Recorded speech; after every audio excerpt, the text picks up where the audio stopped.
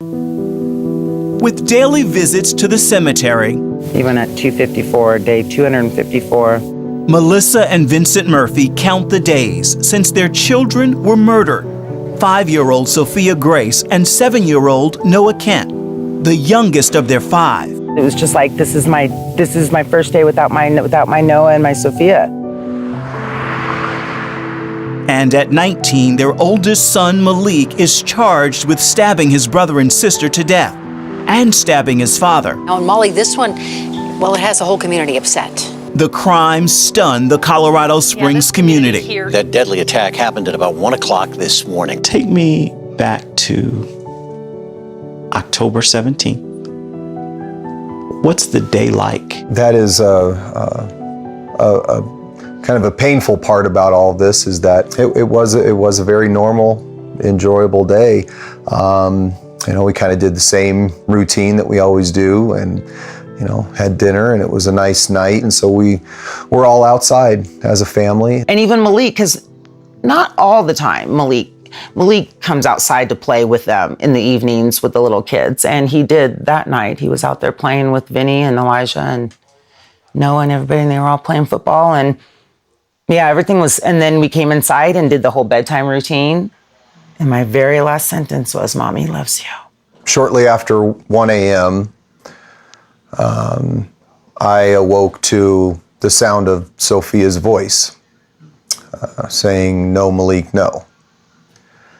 And got up. As soon as I reached the threshold of the doorway, Malik turned, met me face to face, and then his hand went up when he had a knife and down in my neck. I instantly reacted and just pushed him through the garage door there, and into the garage, and yelled for help. I mean, some of the yells were for help, and some of it was the realization that he had done what we feared he would do. For years, Vincent and Melissa stood by their son in his battles with mental illness. He'd been in and out of treatment centers for thoughts of violence, but he never acted on them, and therapists cleared him to be back at home. At what point do you realize that your 2 youngest children are dead? I remember hearing my mom when I was in that garage, and between these guys, I heard my mom yell, "Sophia's been stabbed." I ran inside, I left, and I didn't know they were upstairs, so I ran down to them to find her. And I found Noah first. I knew he was gone. Home for Malik right now is here at the El Paso County Correctional Center. Mom has been here to see him at least a half dozen times. Dad has been here as well, but both will never forget that very first time following the stabbing deaths of Noah and Sophia. Well, it was hard for me.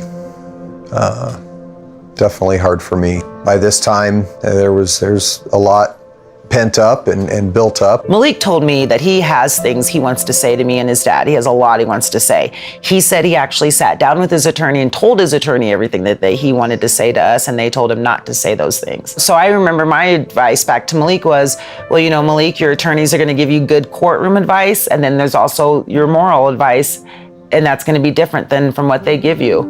I said, because you do owe your dad and I an apology and an explanation. What's your prayer and hope for him right now, as mom and dad? What do you want to see happen with him?